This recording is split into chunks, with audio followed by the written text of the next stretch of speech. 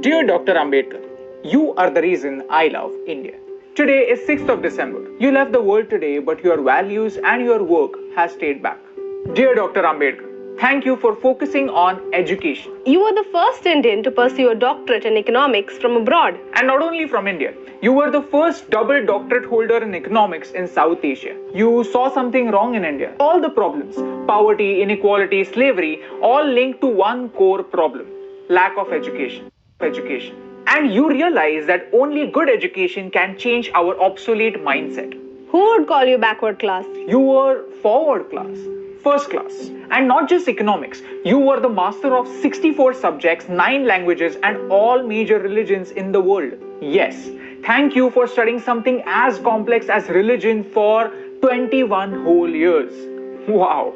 Dear Dr. Ambedkar, you fought for the freedom of your people. I mean, the people from villages. You had received world-class education from abroad after having struggled for your entire life, and yet you came back. You came back to make sure that your fellow Indians don't have to fight again. Let me tell you a small story from Mahad, a village in Maharashtra where the untouchables were denied access to clean drinking water. You arranged a peaceful satyagraha and gave the right to clean water to the people in your community. This was 2 years before Gandhiji's Salt March. You said, we are not going to the Saudar tank to merely drink its water. We are going to the tank to assert that we too are human beings. Dear Dr. Ambedkar, thank you for considering knowledge as your true legacy. Your personal library, Rajgriha, has more than 50,000 books, and that remains the largest private library in the world. Dear Dr. Ambedkar, we as Indians were lucky to have a scholar like you to guide us and write our constitution. Building a nation is a mammoth task. The people of India that you took up this task. If you have a job, you have to thank Dr. Babasaheb Ambedkar because he changed the working hours from 14 hours a day to 8 hours a day.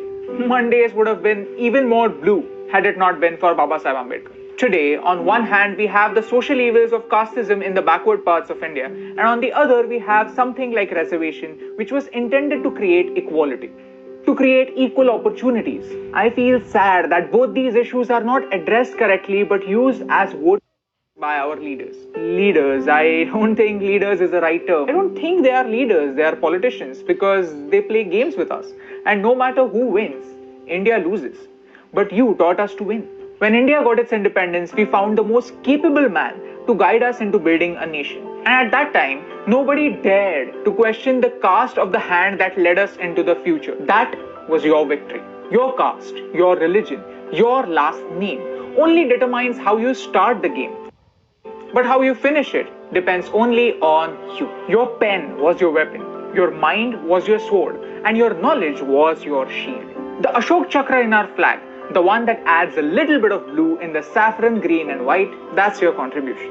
Dr. Bhimrao Ramji Ambedkar, or Baba Sahib. You are the father that made India into one giant family, and you had the vision that every member of this family should have an equal right. Every member of this family is an equal member. Today, I want to remember you and your work because we need it.